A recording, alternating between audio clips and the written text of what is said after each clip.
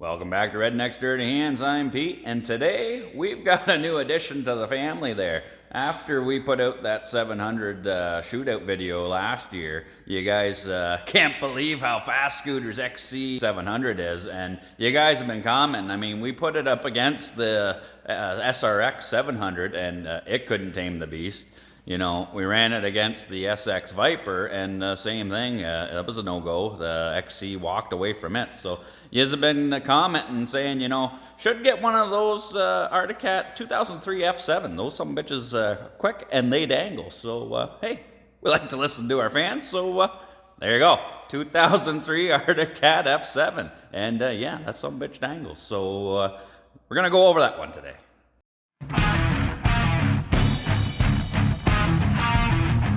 So, I mean, yeah, we got no shortage of sleds in the shop here, but today we are going to look at that Fire Cat, baby. A lot of you have been commenting about how fast these things are, and, you know, years ago, my brother from another mother, Joe, had one of these in '03, and back in the day, I still had my 2000 T-Cat 1000 when she was still the original two-stroke. You know, that's got the four-stroke turbo in her now. But yeah, that F7 would rock and keep up with the 1000. So yeah, they're pretty quick.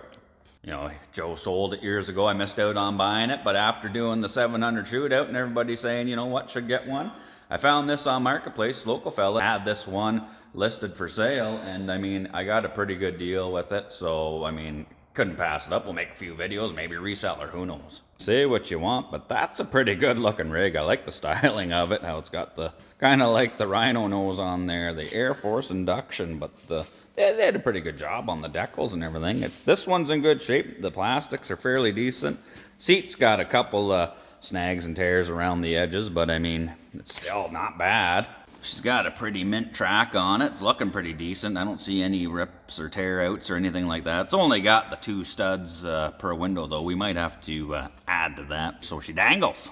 Yeah, she's about 13 and a half. And it looks like that's a 1-inch paddle, so that's another reason why these things are pretty fast. Gonna need some more dangle diggers in there though. Scooter, he's got the 121, but he's got way more studs in that track. Very aggressive. So Scooter's got the 121, we got the 128. So just like in real life, we're rocking a few extra inches. But yeah, before we get out ripping against Scooter, we're gonna have to stud that track. Hey, how you doing? I'm just kidding. Not that kind of stud. We got a box of 1-inch studs there that JP took out of the red and white sidewinder there, so we'll throw some extra ones in this bad boy. But overall, she is a pretty clean unit. She's not all bent up, mangled. This one was well looked after, I think. He said an old fella owned it that he got it off of. I mean, everybody says that, but I mean, I kind of believe it. I don't think it was some young sled head ditch banging this thing. I mean, it's in good shape. It's a survivor, that's for sure. It's even got the cat eyes there. Look at that. Meow. Chrome tinted windshield too. Ooh, shiny. Chrome don't get you home though. Pretty simplistic controls on it. I mean, you don't really have a whole lot on here. Just got your brake and, you know, your throttle. That's for your heated thumb and grip. Kill switch. One single cluster. Not a whole lot going on here. Every time I've been running this though, it's like showing that the high beam light's on, and there's no switch on here for the high beam, so I'm not sure what's going on with that. And I mean, it does have, you know, it's got 4 bulbs in there, and only 2 of them come on when she's running, so I don't know. Maybe I'm just a ding-dong, and I don't know how to turn the freaking high beams and low beams on, but to me, it doesn't look like it has it. Let me know if I'm wrong. Maybe there is a switch here or a sequence or something I'm not doing, but what I like is, look at this. You got a fuel switch here, regular and ethanol. Like, this thing likes to drink the moonshine too. Hey, there you go. I think all this does is when you flip her up to there, it just increases the injector pulse width or something like that. So she jams a little extra fuel to it. So, because, you know, with alcohol and all that, you know, just like us, you like to get more of it. And judging by the size of this filler cap, she likes to drink. Like, look at this. What's that, lassie? Timmy fell down the well? That's crazy. Look at the size of that compared to, here's the Viper. Look at that. Lot smaller. I can just get 2 fingers in there. Whereas this kitty cat's been around the block, man. I can get my whole fist in there. Nice one. Let's pop the hood on this bad boy. Oh yeah, look at that. Bit of a different layout. Looks like a coiler left in the toilet sitting there on top of the motor, but whatever. I guess there's no room to mount the exhaust down in front. They got the motor sitting down so low, and it's a bit of a totally different design than what I'm used to seeing. I mean, you got the intakes, the throttle bodies are right going into the cases at the front, and then the exhaust is right in the cylinders right above it. So intake and exhaust on the both side. That motor's laying right down, power valves up in here. You know, I mean, hey, maybe that's what makes these things so fast.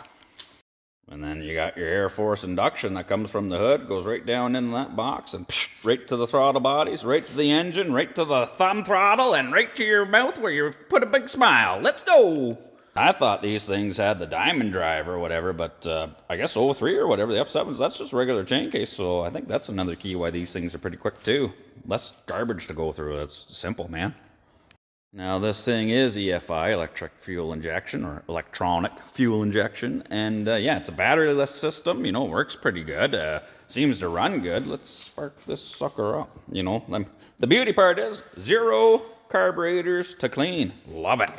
Let's see if I can start this thing with one hand. It's my wrong hand too. Come on, baby. One. Oh, yeah.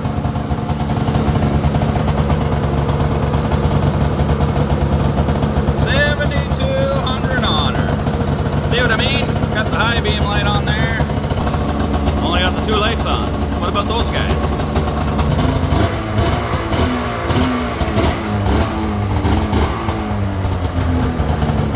Nice one.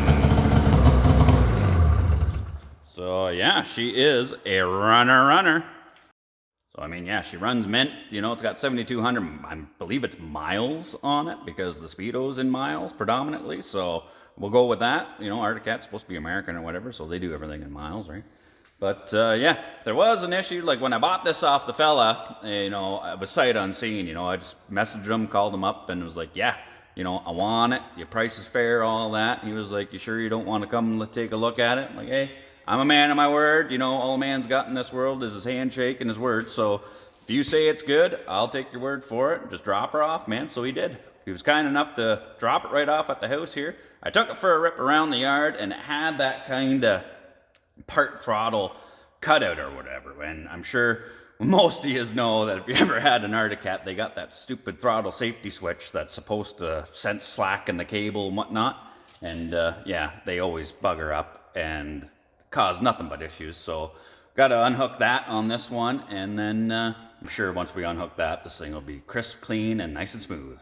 That throttle safety switch, if you trace her back from the throttle there, it's just a thin little wire connector. I think it's like a little purple wire or whatever. And I yanked it up. It runs down in behind the servo motor there for your power valves. Boom shakalaka. Unplug that little fella there, and problem solved. Now, because of the unusual layout with the exhaust pipe over top, you know, you sit there and think, well, geez, out on the trail, if you blow a belt or whatever, you can't get normally you got to flip that up and to access where it is, but the engineers at Arctic Cat, you know, way better than the engineers at Polaris there. These fellas we could drink a beer with, because pop that off, and then instead of lifting it up or whatever, it's on a pivot point there. Just lift her up a little bit, and look at that. There she be, boys. I mean, then you get good access to the belt and the clutches and all that, and everything looks good in here. The belt's in decent shape. There's no burn marks, cracks, or nothing. The secondary, all the rollers are good. They're, you know, no flat spots or any of that jazz. The rollers in the primary are all nice and smooth. There's no play or nothing in there. Like, I do believe that this sled was well taken care of. It's even got some new bogies in her. And the belt deflection, everything is all set. Like, this thing is in dangling form, man. I think, you know, she's good. Even though the engine's like laying right down in there, you can still get access. You know, you don't have to take the pipe off to change the spark plugs. You know, this is one of the good ones. You know, you just lift the hood. You can service a lot of this crap without having to tear her all apart. And like, even the power valves are easy to get at. They're just right there, you know, a couple of bolts, pull them out, give them a good cleaning with a razor blade or some carb cleaner, brake clean, make sure they're moving nice and smooth. I already went and pulled the level plug there. You know, it's got beautiful clean fluid in it. It's right at the proper level. And then I backed the lock nut off on the tensioner and just ran it out a little bit and then ran it back in to make sure, and the tension was perfect on the chain. So yeah, this thing, you know, whoever owned this definitely loved this machine. Yeah, I think we are good to take this thing for a test ride. Just gonna leave a little note there for Scooter. See ya, buddy. Jeez, if he smokes me, I'm never gonna hear the end of it. Before we do anything, should take it for a test rip just to make sure, you know, we've got that throttle safety switch disconnected. Now, I know they put it there for a reason. It's, you know, so the thing doesn't notice that the throttle slacked off, goes wide open, and, you know, takes off across the lake or something like that. But I mean, the kill switch is right there on the handlebar right beside your hand. So if you want, you can just smack that down and kill the engine that way. So, you know, you should probably replace it or something, or check your throttle cable, maybe replace that. You know, do as I say, not as I do, you know, but I've owned a lot of Arctic Cats over the years and, you know, always just unhook them because they cause nothing but trouble. So let's take her out for a rip and see if she dances.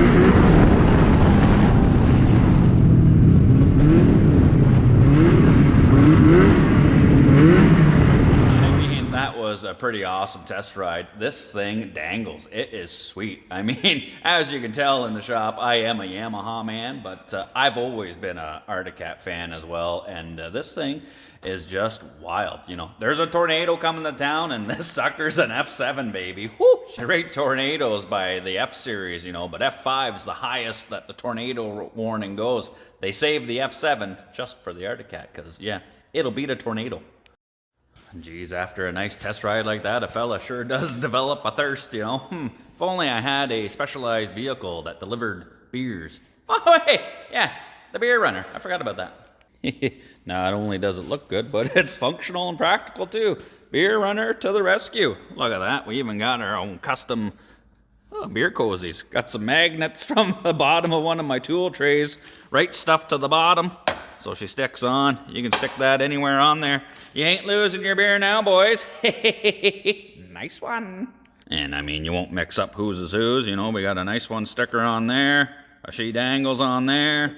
Both of them on that one. And then yo mama's on mine. So, cheers to not getting burned on Marketplace. We scored a good one. I even messaged the fella that I bought it off of after we spent a weekend field bombing it through all that nice powder snow and everything, and just told him, you know, hey man, thanks for the deal. She works mint, so, you know, it's always good to deal with honest people.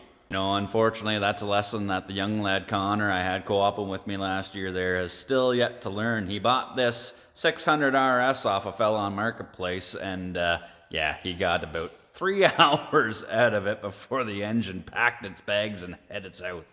And just totally grenaded the engine on it. You know, these things, they were race sleds that, you know, this one apparently was trail converted, you know, but this thing, it was beat harder than Pee Wee Herman at the movie theater. There's so many issues with this, you know. I said to Connor, I'm pretty sure the fella had a pair of binoculars that sold this to you because he saw you coming from a mile away.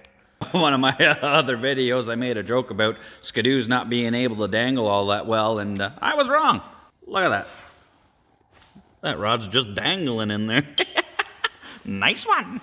So, I mean, the wind's just a howling outside. It's minus holy crap outside, so it's not really perfect race conditions. So I think what I'll do is we'll cut this video down here. I'll enjoy a beer, and then we'll plan on putting all the studs in that now that you guys have seen it and get to know it. It's coming back, and it's coming back fast. Hopefully smoking scooter, but we'll see what happens. I'll throw all those extra studs in it. You know, now we know she works good. It's all set up. We'll make sure Scooters is tuned up too, and yeah, we'll get some dragging happening, and maybe we'll take the Viper out there. If I can have the SRX up and going, it's got a few little things I got to do to it. Maybe do another 700 shootout, who knows, but for now, cheers. You know, thanks for tuning in. Appreciate it. If you're not subscribed, please consider doing so. Enjoy doing these videos. You know, we're doing pretty good, up to 14,000 subscribers. And, you know, it's all thanks to you guys and gals that are watching and supporting the channel and all that. You know, enjoy doing these videos. We're having fun doing it. And, you know, leave a comment. Let me know what you think of this bad boy here. If you think it'll take Scooter in a race or not. And, as always, take her easy.